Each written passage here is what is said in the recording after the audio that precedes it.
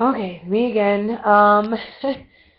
The last time, you guys don't ever see these little video outtakes, but I try to do two problems at once just to save myself some time here and save you from watching 27 videos.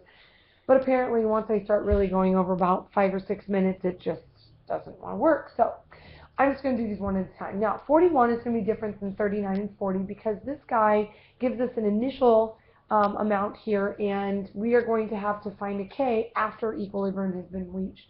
So I'm going to write out the equation. I have SO2 and NO2 here, and I'm going to be in equilibrium with SO3 and NO. What I am going to do is go ahead and write out, of course, my equilibrium expression here. SO3 times the NO, again, because it is the products over the reactants, which is SO2 and NO2. What it tells us in this is that initially, and here's the other kicker on this one gives us moles, and again for these, if I remember, I want these guys to be in concentrations here. So in concentrations, concentration, remember, molarity equals moles over liter. So it tells us that we have 2 moles, but everything is in a 1 liter flask. So if I divide everything by 1, you're going to get the same thing. So I'm going to just convert those over to molarities. So when it tells us that I have 2 moles of this, it's in 1 liter. So I'm going to end up with 2.00 molar of this, and this is my initial. And it also tells me that I have 2.00 moles of this in 1 liter, so 2.00 molar of the NO2. I initially start off with this amount. Now, my change.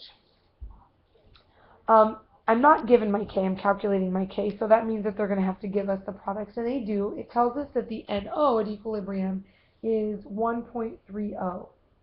Okay, now I do see that this 1.30, everything here is in a 1-to-1 mole ratio. So in doing that, if I make 1.30 molar of this, I'm also going to make 1.30 molar of my other product. Now remember, what the products make have come from the reactant. So I'm going to minus the 1.30 over here. Okay? And so then my equilibrium is putting that together. So this 2 minus 1.30, I get 0.70, 0.70, 0, and then these are positives, it's like plus that. So you get 1.30 and 1.30.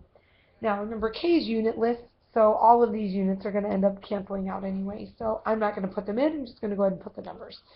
So if I'm going ahead and plugging them in up there, my K equals my SO3, which is the 1.30, times my NO, which is also 1.30, over my SO2, which is 0.70, over also times my NO2, which is 0.70 as well. And so if I take these numbers, 1.30 times 1.30, and divide that by this quantity, and make sure that you, if you're using your calculator in one fell swoop, that you put that in parentheses there, my K works out to be 3.45 on that.